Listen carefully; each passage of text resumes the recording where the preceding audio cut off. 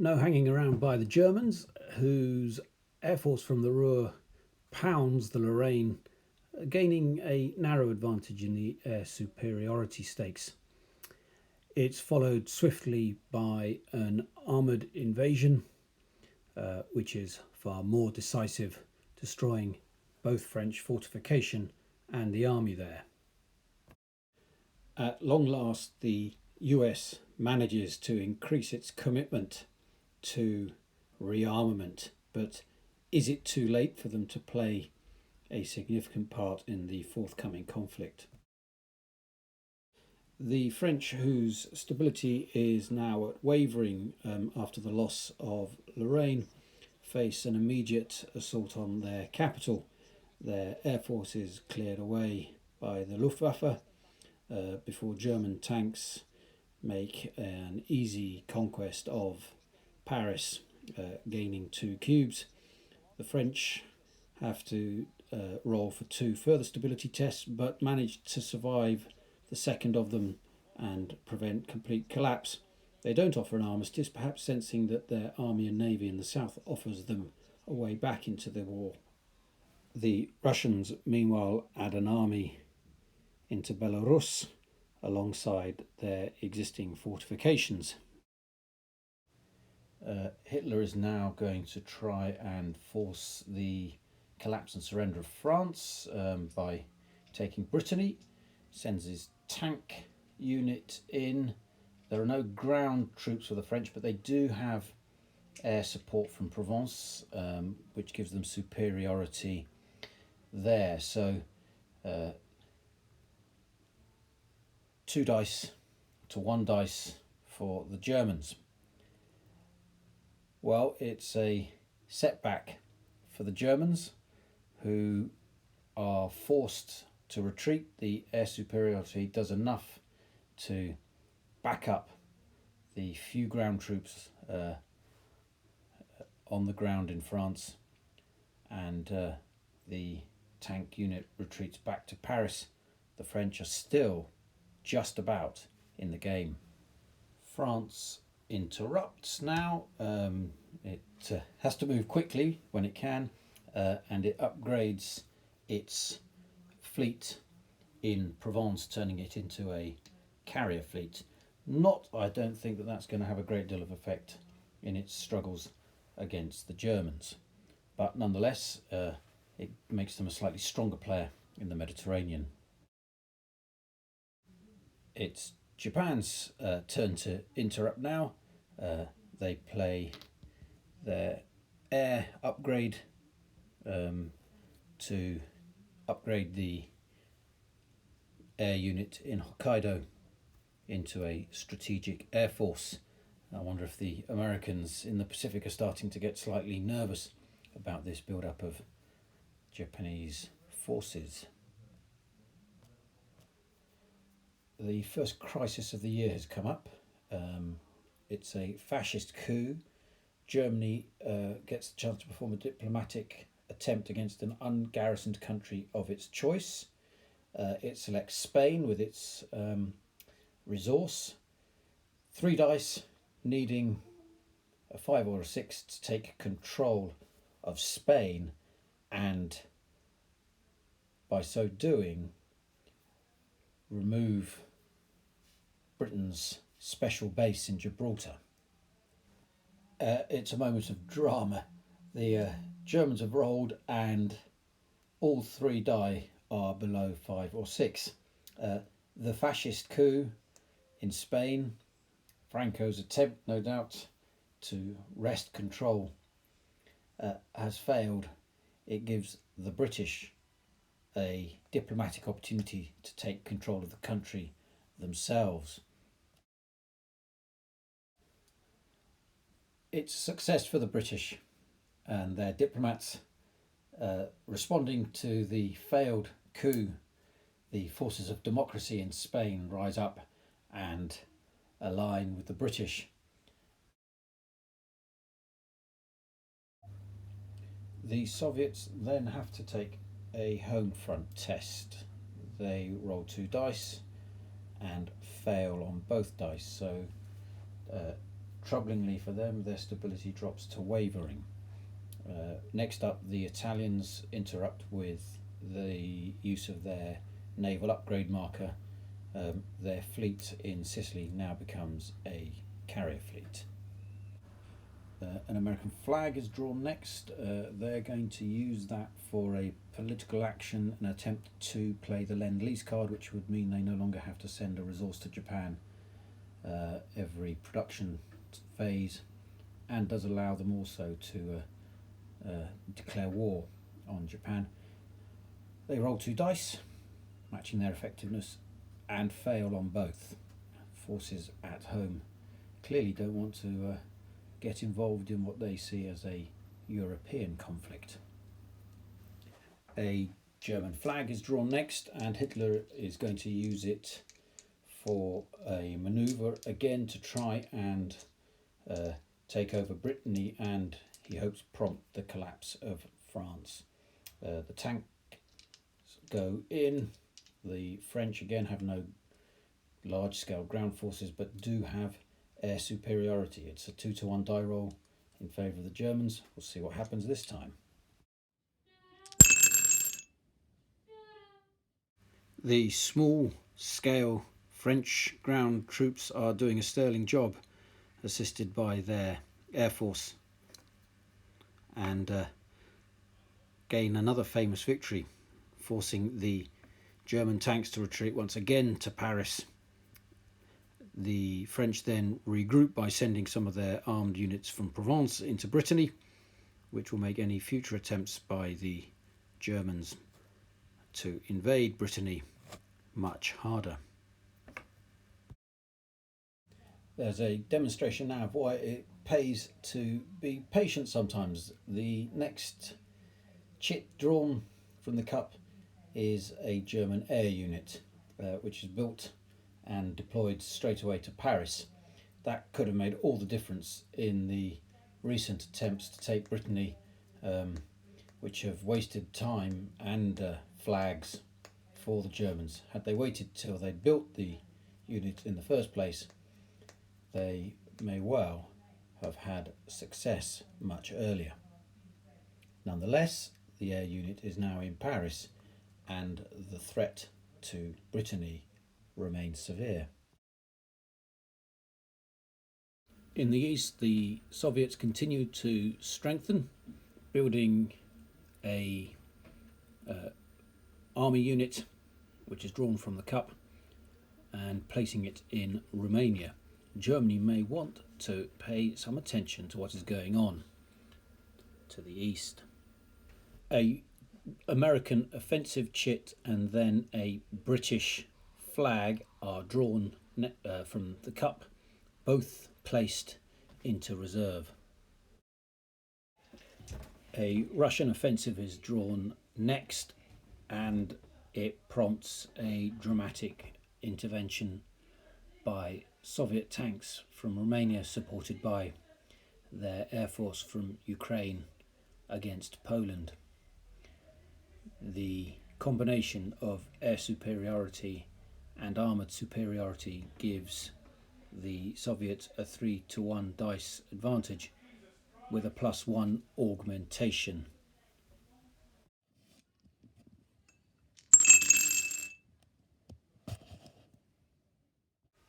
The debriefing in the Kremlin after that will be a tense one, and for certain military commanders, presumably a terminal one. The stout defence by Polish home forces sees off the Russian tanks, who are forced to retreat. The British face and survive a home test before deploying a carrier fleet into the North Sea. The waters around the east coast of the United Kingdom are protected, but it also sets up the potential for an invasion of Scandinavia, or even the Ruhr, which is currently undefended. The US now face a home front test, which they fail, their stability dropping to wavering, perhaps a sign of growing discontent at the pacifist response to the conflict elsewhere in the world. The Japanese then draw a air unit which they place in Japan. The Japanese are then required to undertake a home front test after it is drawn from the cup. They successfully pass that, following which they are allowed to deploy, which they do, sending a carrier fleet and an air unit to the Marshall Islands within striking range of American forces. A Soviet air unit is drawn. It is built and deployed to Romania. The US interrupts to play a naval upgrade token, which sees one of its fleets in Washington, D.C. upgraded to a carrier fleet. The Germans respond in kind as a naval upgrade marker is drawn from the cup for them, which they use to up their fleet in the Ruhr to a carrier fleet. A German flag is then drawn, so the Germans are going to use that for a diplomatic action against Norway to see if they can lock down Scandinavia. The roll is a success and Norway falls under Nazi control. A Russian flag is now drawn, which allows them to attempt a propaganda action to improve their stability. It's successful and they return to a wavering state from an unstable one. It's an important moment. The Japanese then have one of their army units drawn from the cup, which is built and deployed to Manchuria. A Japanese offensive is now drawn. They are going to seek to gain control of Hebei with its resource there and start spreading through China. So their armies from Manchuria will head in, supported by the air force from Korea. That's going to give them a 3 dice to 2 dice advantage. They're also going to augment it by +1 from the spare point from their offensive marker.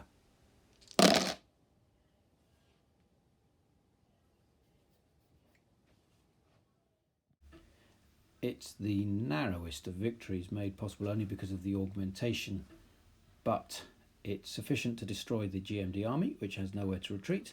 So the Japanese take control of Hebei and its resource, or its temporary resource.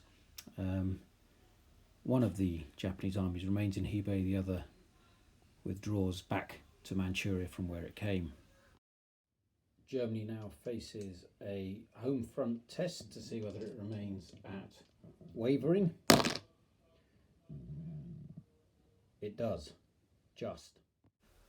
They follow up by deploying units, rearranging things somewhat by sending the strategic air unit to the east, away from France, and bolstering that position against a potential Russian aggression. It also gives them a greater scope of their own for getting involved in Poland. A German submarine chit is now drawn from the cup. It's placed in the Ruhr. A German offensive chit is now drawn, and the Germans are going to try once again to control Brittany and see if that can finally spark the collapse of France. They send in their tanks with a bit of air support, but they're going to struggle in the air superiority stakes as the British send in air support of their own. See how the air conflict goes. The Germans do have augmentation of +2, however.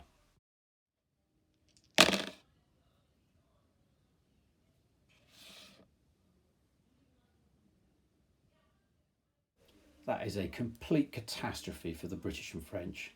With the augmentation, they have to take 4 losses, which wipes out both of their units. The Germans can now send their tanks into Brittany with the comfort of air superiority and the +2 augmentation carried over.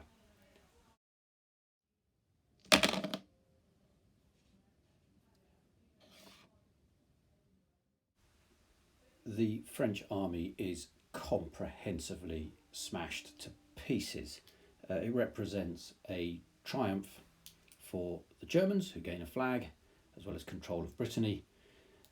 The French must now undertake a stabilities test with 1 die to see whether they can avoid collapse.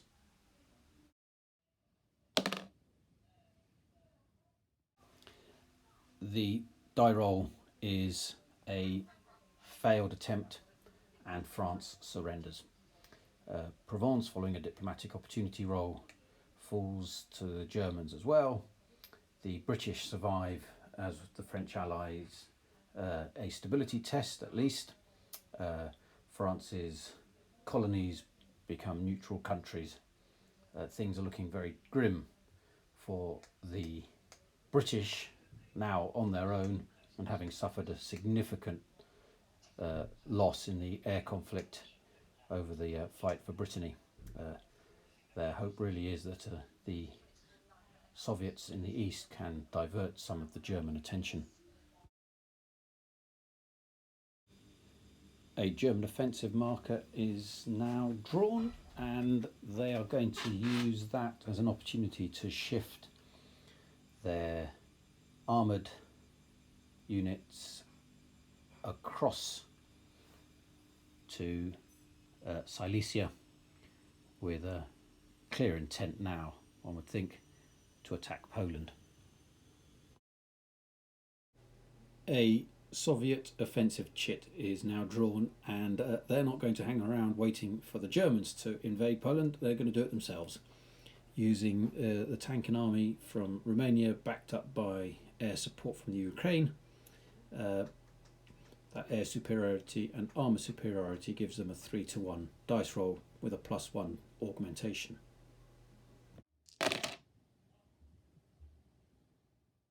That's a comprehensive victory for the Soviets, who take control of Poland. Be interested to see how the Germans respond to that. By interrupting with a flag to carry out a diplomatic attempt on Finland. It's a success, and it provides them now a corridor through Scandinavia to threaten Russia from the north. A British flag is used, which they used for propaganda action. It's successful, and Britain's stability is now at stable. The Japanese now have a flag drawn, which they tried to use to gain diplomatic control of Jiangsu, but needing a 6 because of Jiangsu's resistance, they fail by 1 pip. After the Americans draw an offensive marker, which they use with 1 already in reserve to build an air upgrade, which will come into use at a later point, the Soviets draw an air unit from the Cup, which is placed in Poland. A German flag is drawn from the Cup, which they use for a successful propaganda action. Their stability now back at stable. Hitler's activities are clearly very popular with his public. The threat to Hitler from the east, however, is still growing, and an air upgrade unit is used to strengthen one of the air pieces in Poland to a strategic air force. A German submarine is then drawn from the Cup. It's built in the Ruhr and immediately deploys through the North Sea. It's allowed to do so as long as it doesn't stop there, eventually berthing in Norway. The Italians have been inactive for a long time, but one of their offensive markers is now drawn, and they decide to get straight into the action by launching a surprise attack against British naval units in the central Mediterranean. The attack is launched by the carrier fleet in Sicily, supported by the fleet in Libya and the air unit from Rhodes. The two countries are now at war, and the fight for air superiority will be the first thing they contest.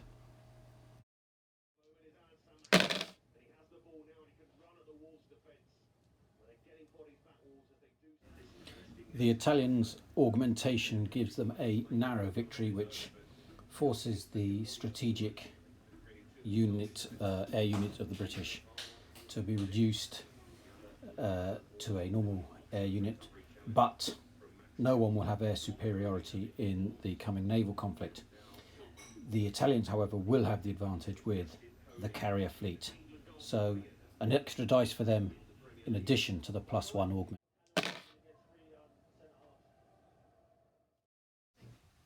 Taken with the +1 augmentation, that's a significant defeat that destroys the British fleet and also its air force, which has nowhere to retreat. It's a naval triumph, so the Italians get a flag.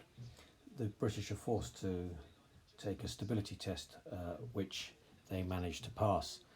The outcome at the end of it, though, is that the Italians control the Mediterranean. An American offensive chit is drawn, which is used to build an air unit that is then placed in Pearl Harbor. The second crisis event is turned up. Partisans are on the rise as the Soviets choose Yugoslavia.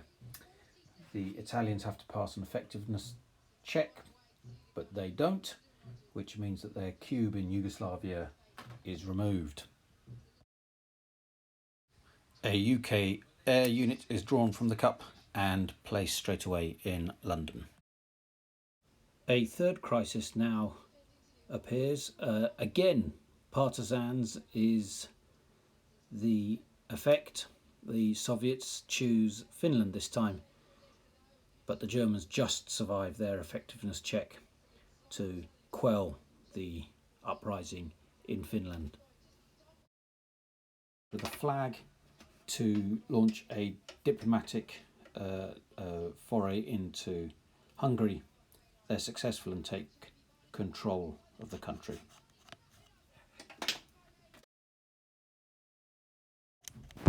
A Soviet attempt using an interruption to use propaganda to improve their stability fails. They remain at wavering before the Americans interrupt with an air upgrade, creating a strategic air unit at Pearl Harbor.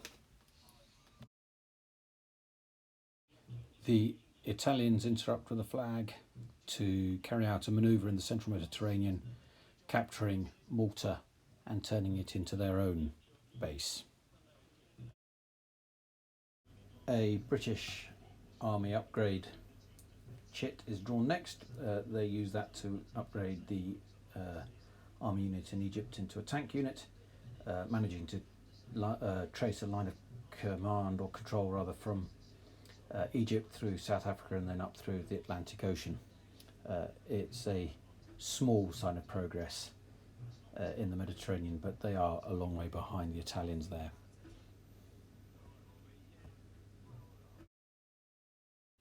A German offensive is drawn, which they use to build an air upgrade that is placed into the cup. Japan uses an offensive marker to build an air upgrade. The tensions in the east of Europe continue as Germany's diplomatic measures against Hungary are successful and it falls under Nazi control. Japanese interrupt with the upgrade marker they built earlier on to upgrade their air unit in the Marshall Islands to a strategic air unit. UK, the lone democratic nation currently at war, seeks to shore up its allegiances on the mainland by attempting to bring Portugal into line. It fails. Japan continues to ramp up its military capacity, adding a logistics unit to Hokkaido. Suddenly and unexpectedly, the British Army, using a flag to interrupt, springs into action, attacking Libya, which is undefended largely by the Italians. The Italians send in their air unit to gain air superiority, but the British have a one dice advantage in the forthcoming land battle.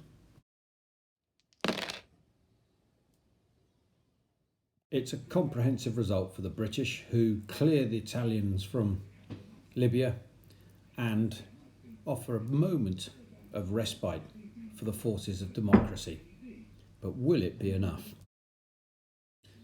The British, suddenly rather proactive, have one of their offensive chits drawn, which they use to construct an air upgrade marker. Their eyes are set on the forthcoming year and a potential fight back against the fascists. Now the Americans draw an offensive marker and use it to build an army unit which is placed in Washington. A fourth crisis marker is drawn and the year comes to an end. It's seen plenty of action. The Germans in control of Western and Central Europe. The British pushed back largely to the United Kingdom, though having made advances lately in North Africa. The Italians largely passive for much of it, but strong in the Mediterranean Sea. And the Soviets surprisingly progressive and having made strong advances in Eastern Europe. In the Pacific, it's been a quiet time by and large. The Soviets have done very little, if anything at all. The Japanese have inched forward in places but have spent a lot of time building up their capacity, while the Americans too have spent the majority of their time amassing a significant force. If the democratic powers are to win, they will need advances in the Pacific.